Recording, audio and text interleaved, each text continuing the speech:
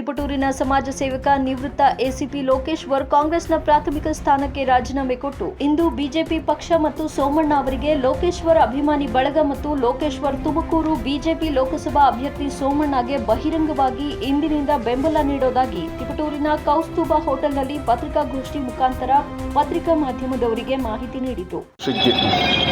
ನರೇಂದ್ರ ಮೋದಿ ಅವರನ್ನ ಪ್ರಧಾನಮಂತ್ರಿ ಮಾಡೋ ವಿಚಾರದಲ್ಲಿ ಯಡಿಯೂರಪ್ಪನವರ ಮಾತು ಏನು ಕೊಟ್ಟಿದ್ದಾರೆ ನರೇಂದ್ರ ಮೋದಿ ಅವರಿಗೆ ಅದನ್ನು ಉಳಿಸೋ ವಿಚಾರ ಮತ್ತು ಸೋಮಣ್ಣನವರು ನಾನು ಕಳೆದ 30 ವರ್ಷದಿಂದ ನೋಡಿದ್ದೀನಿ. ಅವರು ಕಾರ್ಪೊರೇಟ್ ಇದ್ದಾಗಿಂದಲೂ ಅವ್ರಿಗೆ ನನ್ನ ಒಡನಾಟ ಇದೆ. ಒಬ್ಬ ಕ್ರಿಯಾಶೀಲ ವ್ಯಕ್ತಿ ಮತ್ತು ತಾನು ಏನು ಹೇಳಿದೆ ಅದನ್ನು ಮಾಡ್ತಾರೆ. ಆ ಒಂದು ಭರವಸೆಯನ್ನು ಕೊಡುವಂಥ ವ್ಯಕ್ತಿ ಅನ್ನೋದು ನಮ್ಗೆ ಗೊತ್ತಿದೆ. ಯಾಕೆಂದರೆ ಅವ್ರು ಗೋವಿಂದರಾಜ ನಗರ, ವಿಜಯನಗರ, ಬಿನ್ನಿಪೇಟೆ ಅಲ್ಲೆಲ್ಲ ಒಳ್ಳೆಯ ಅಭಿವೃದ್ಧಿನ ಆ ಕಾಲದಲ್ಲಿ ಮಾಡಿದ್ದು ನಾನೆಲ್ಲ ಬೆಂಗಳೂರಲ್ಲಿದ್ದಾಗ ನೋಡಿದ್ದೀನಿ. ಮತ್ತು ಜನರಿಗೆ ಸ್ಪಂದಿಸ್ತಾರೆ. ಆ ನಿಟ್ಟಲ್ಲಿ ಅವ್ರು ಬಂದಿರೋದ್ರಿಂದ ನಮಗೆ ಒಳ್ಳೆ ಸೂಕ್ತ ಅಭ್ಯರ್ಥಿನೇ ಈ ಜಿಲ್ಲೆಗೆ ಸಿಕ್ಕಿದಂಗೆ ಆಗಿದೆ. ಆ ವ್ಯಕ್ತಿ ನಾವು ಗೆಲ್ಲಿಸ್ಕೊಳೋದ್ರಿಂದ ನಮ್ಮ ಜಿಲ್ಲೆಗೆ ಒಂದು ಒಳ್ಳೆಯ ಅಭಿವೃದ್ಧಿ ಆಗುತ್ತೆ. ಅವರು ಸಹ ಈಗಾಗಲೇ ಹೇಳ್ಕೊಂಡಿದ್ದಾರೆ, ನಾನು ಈ ಜಿಲ್ಲೆಯನ್ನು ವಾರಣಾಸಿ ಹೆಂಗೆ ಮೋದಿಯವರ ಕ್ಷೇತ್ರ ಹೆಂಗಿದೆ ಆ ರೀತಿ ಮಾಡ್ತೀನಿ ಅಂತ ಹೇಳಿದ್ದಾರೆ.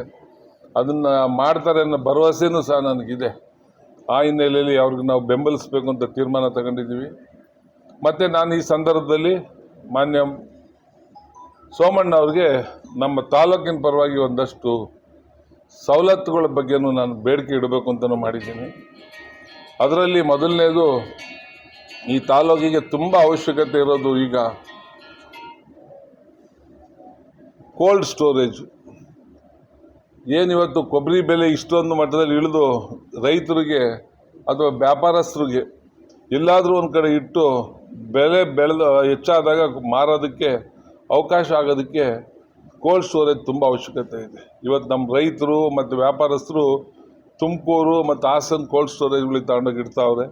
ಅವ್ರಿಗೆ ಟ್ರಾನ್ಸ್ಪೋರ್ಟ್ ಚಾರ್ಜ್ ಜಾಸ್ತಿ ಆಗ್ತೈತೆ, ಅಲ್ಲಿಯ ರೆಂಟು ಜಾಸ್ತಿ ಆಗ್ತೈತೆ. ಇದೆಲ್ಲದನ್ನು ನೋಡಿದಾಗ ನಾವು ಇಲ್ಲಿ ಕೋಲ್ಡ್ ಸ್ಟೋರೇಜ್ ಅವಶ್ಯಕತೆ ತುಂಬ ಇದೆ. ಎರಡನೇದು, ಏನು ಸೂಪರ್ ಸ್ಪೆಷಾಲಿಟಿ ಹಾಸ್ಪಿಟಲ್ ಈ ಹಿಂದೆ ಕೇಂದ್ರ ಸರ್ಕಾರ ನಮ್ಮ ಬಿಳಿಗೆರೆ ಪಕ್ಕ ತಿಮ್ಲಾಪುರದ ಹತ್ರ ಮಾಡೋದಕ್ಕೆ ಯೋಜನೆ ಮಾಡಿತ್ತು, ಅದು ರದ್ದಾಗಿದೆ ಅಂತ ಮಾಹಿತಿ ಇದೆ.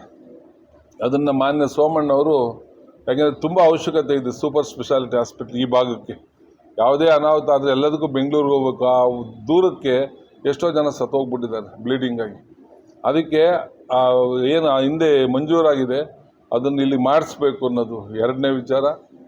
ಮತ್ತು ಏನು ನಮಗೆ ಇದೇ BJP ಸರ್ಕಾರದಲ್ಲಿ, ಕಳೆದ ಬೊಮ್ಮಾಯಿ ಸರ್ಕಾರದಲ್ಲಿ ಆರ್ಟಿಕಲ್ಚರ್ ಯೂನಿವರ್ಸಿಟಿನ ಇಲ್ಲಿಗೆ ಅಲಾಟ್ ಮಾಡಿದರು. ತಿಪಟೂರಿನ ಕೊನೆಹಳ್ಳಿ ಭಾಗದಲ್ಲಿರತಕ್ಕಂಥ ಜಾಗಕ್ಕೆ ಮಾಡಿದರು. ಅದನ್ನು ಕ್ಯಾನ್ಸಲ್ ಮಾಡಿಬಿಟ್ಟಿವಿ. ಬಾಗಲಕೋಟೆಗೆ ಅದು ಶಿಫ್ಟ್ ಆಗಿದೆ. ದಯಮಾಡಿ ನಾನು ಸೋಮಣ್ಣವ್ರ ಹತ್ರ ಕೇಳ್ಕೊಳೋದು, ಬೇರೆ ಯಾವುದಾದ್ರು ಸೆಂಟ್ರಲ್ ಇನ್ಸ್ಟಿಟ್ಯೂಷನ್ಸ್ ಅಗ್ರಿಕಲ್ಚರ್ ಸಂಬಂಧಪಟ್ಟದ್ದು, ಆರ್ಟಿಕಲ್ಚರ್ ಸಂಬಂಧಪಟ್ಟದನ್ನು ತಿಪಟೂರಿಗೆ ತರೋದ್ರಿಂದ ಇಲ್ಲಿ ಒಂದು ಜನರಿಗೆ ಅದು ತುಂಬ ಉಪಯೋಗ ಆಗುತ್ತೆ.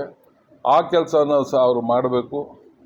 ಮತ್ತು ನಮ್ಮ ತಿಪಟೂರು ಅರಸೀಕೆರೆ ಮಧ್ಯ ಏನು ಒಂದಷ್ಟು ಸ್ಮಾಲ್ ಇಂಡಸ್ಟ್ರೀಸ್ಗಳು ಅಥವಾ ಬೇರೆ ಥರ ಇನ್ಸ್ಟಿಟ್ಯೂಷನ್ಸನ್ನು ಸೆಂಟ್ರಲ್ದು ತರೋದಕ್ಕೆ ಪ್ರಯತ್ನ ಮಾಡಿದ್ರೆ ಇದು ಜಾಯಿಂಟ್ ಸಿಟಿಯಾಗಿ ಹುಬ್ಳಿ ಧಾರವಾಡ ಥರ ಬೆಳೆಸೋಕ್ಕೆ ಪ್ರಯತ್ನವೂ ಸಹ ಅವ್ರು ಮಾಡೋದ್ರಿಂದ ನಮ್ಮ ಊರಿನ ಯುವಕರಿಗೆ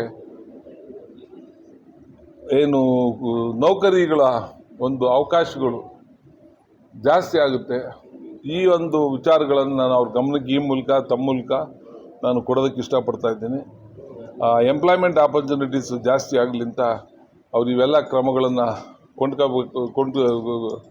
ಮಾಡಿಕೊಡ್ಲಿ ಅನ್ನೋದನ್ನು ನಮ್ಮ ತಾಲೂಕಿನ ಜನರ ಪರವಾಗಿ ನನ್ನ ಅವ್ರಿಗೆ ಮನವಿ.